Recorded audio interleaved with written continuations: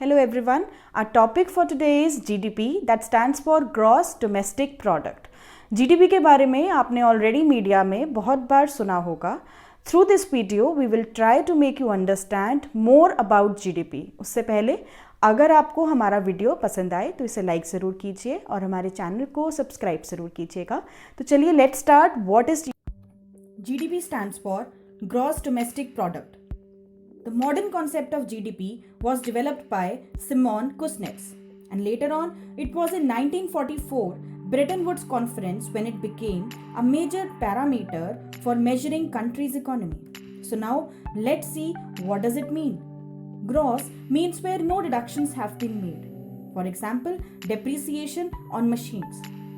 Domestic means produced by the domestic industrial units. And product refers to the final goods and services produced. So GDP stands for money value or monetary value of finished or final goods and services produced within the domestic territory of a country within a specified period of time. Ever wondered why countries are after GDP? Why is GDP so very important? So the answer is because GDP determines the size of an economy and how is the economy performing. Similarly, there are several types of measurements in GDP, namely nominal GDP, real GDP, GDP growth rate, GDP per capita. Nominal GDP means when GDP is measured at current market prices. And real GDP means GDP measured at base year prices. GDP growth rate means measuring how fast an economy is growing compared from one time period to that of another. And GDP per capita means GDP divided by the total population. So next thing comes this comparison of GDP. What do we have to do for comparing GDP of different nations? So the answer is, अगर आप किसी एक country की GDP को दूसरी country की GDP के साथ कंपेयर करना चाहते हैं, इसीलिए आपको एक कॉमन बेस में दोनों ही कंट्रीज की करेंसी को चेंज करना पड़ेगा. और वो कॉमन बेस होता है US डॉलर. और US डॉलर में कन्वर्ट करने के लिए आप दो रेट्स का इस्तेमाल कर सकते हैं. The first rate is market exchange rate which are available in the markets and the purchasing power parity. Purchasing power parity means the rate at which one currency can be converted into another to buy the same amount of goods in the other country. So the GDP को compare करना हो so आपको पहले US dollar में अपनी different nations की GDP को convert करना होगा और उसके बाद हम easily GDP of different nations को कंपेयर कर सकते हैं. 3 मेजर सेक्टर्स जो GDP में कंट्रीब्यूट करते हैं वो हैं agriculture, industry and service sector. Coming on to the calculations of GDP. GDP calculate करने के बहुत से मेथड्स हैं, but the most prominently used method of GDP is where we use consumption plus gross investment, government investment and government spendings. Consumption means जब हम लोग market में जाकर जो भी खर्चा करें. Investment means जो भी मार्केट में इन्वेस्टिंग एक्टिविटीज हो रही हैं. और गवर्नमेंट की investment means investment by the government on health care और ऑन डिफेंस और ऑन अदर एरियाज. और गवर्नमेंट स्पेंडिंग मीन्स जितना एक्सपोर्ट हुआ कंट्री से माइनस कंट्री के अंदर जितना इंपोर्ट हुआ. सो GDP कैलकुलेट करने की ये एक बहुत ही कॉमन इक्वेशन है. नेक्स्ट अगर हम देखें कि कौन से ऐसे नेशंस होंगे जिनकी GDP इंडिया की GDP से ज्यादा है. सो लिस्ट में टॉप पर है USA. USA is on the first rank and the GDP of USA is 20.49 trillion.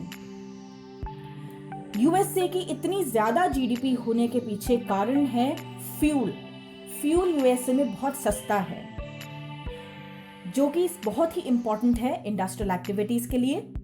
USA number 1 oil producing Nations में से एक है।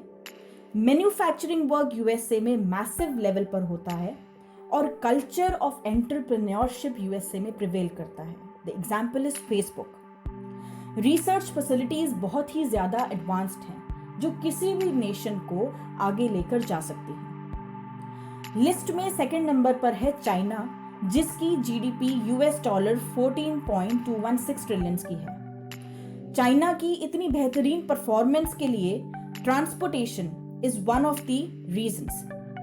मास production, economies of large scale, हर चीज को बल्क में प्रोड्यूस करना, ट्रांसपोर्टेशन इतनी बेटर होना, ट्रांसपोर्टेशन में पोर्ट फैसिलिटीज, इंटर कंट्री में या फिर आप कह लीजिए इंटर सिटीज में जब भी ट्रांसपोर्ट करना पड़े, cheap electricity, stable government policies and stable government and education, ये सब कारण हैं जिस वजह से चाइना आज सेकंड पोजीशन पर है। थर्ड रैंक पर है जापान, जिसकी जीडीपी है $4.97 ट्रिलियन की। जापान थर्ड रैंक पर इसलिए है क्योंकि उसकी कंट्री में है perfection. No mistake rules are followed there. वो कोई भी चीज बनाते हैं, वो मिस्टेक्स को कम करते हैं, बोलते हैं नो मिस्टेक्स, यानी मिस्टेक्स वो चाहते ही नहीं है उनके प्रोडक्शन में। एथिक्स एंड मोरालिटी बच्चों को स्कूल से सिखाई जाती है, उनको अपना फूड खुद प्रिपेयर करना सिखाया जाता है। पंक्चुअलिटी बहुत ही ज़रूरी गिनी जाती है। रिलायबिलिटी बहुत ही इंपॉर्टेंट फीचर्स में से एक है। Next, Germany is on the fourth rank with $4.00 trillion. Germany का फोर्थ रैंक पे और इतनी जीडीपी होने के पीछे कारण है उसकी ओपन इकोनॉमी का। जर्मनी की इकोनॉमी ओपन है, फॉरेन एक्सचेंज बहुत ज़्यादा, फॉरेन इन्वेस्टमेंट ज़्यादा, mechanical, engineering, chemical, electrical industries का ज़्यादा होना। जर्मनी में एजुकेशन के लिए इतनी ज़्यादा इंपॉर्टेंस है कि उनके वहाँ एजुकेशन फ्री है। एक्सपोर्ट्स बहुत ज़्यादा हैं और एम्प्लॉयमेंट के लेवल्स इकोनॉमी में बहुत अच्छे हैं, इसीलिए जीडीपी जर्मनी की फोर्थ रैंक पर है। Next on the line is India with 5th rank and $2.971 trillion of GDP. India की जीडीपी जो रिकॉर्ड में दिखती है वो 30 to 40 ट्रांजैक्शंस की ही नजर आती है। बाकी अगर इंडिया की जीडीपी देखी जाए तो वो इससे कहीं ज्यादा है, क्योंकि ट्रांजैक्शंस रिकॉर्ड नहीं होती थी, इसीलिए ये जीडीपी में कम दिखती है। लेकिन जीएसटी जैसे लॉज आने की वजह से अब ट्रांजैक्शंस की ट्रैकिंग इजी होगी, जिससे आने वाले टाइम में इंडिया की जीडीपी भी इंप्रूव होगी। मैन्युफैक्चरिंग को बढ़ाने के लिए इंडिया में सेस और बनवाने पड़ेंगे गवर्नमेंट को, और साथ ही साथ इंडिया में इंफ्रास्ट्रक्चरल डेवलपमेंट को और इलेक्ट्रिसिटी, जो कि बहुत ही ज़्यादा इंपॉर्टेंट है, और इम्प्रूव करना पड़ेगा। और साथ ही साथ सबसे बड़ा फायदा इंडिया को जो है वो है इंडिया की यंग पॉपुलेशन का, जिसको एम्प्लॉयमेंट अपॉर्चुनिटीज प्रोवाइड कर हम इंडिया की जीडीपी इंप्रूव कर सकते हैं और इंडिया को आगे लेकर जा सकते हैं। Coming on to next section, that is answers to some frequently asked questions about GDP. GDP को लेकर कुछ क्वेश्चंस होते हैं, जैसे कि क्या जीडीपी में ब्लैक मनी इन्वॉल्व होती है या जीडीपी में ब्लैक मनी इंक्लूड होती है? So the answer is no. GDP में सर्विसेज एक हाउसवाइफ की जो अपने घर को संवारने में यूज करती है वो कभी नहीं आती। वो क्रॉप्स जो एक फार्मर खुद के खाने के लिए उगाए वो भी जीडीपी में कभी इंक्लूड नहीं होगा। नॉन मॉनेटरी ट्रांजैक्शंस जीडीपी में इंक्लूड नहीं होती, and intermediate goods are also not included in GDP. So, I guess now we are done with the GDP section and this video was helpful for you. Thank you so much for listening and watching.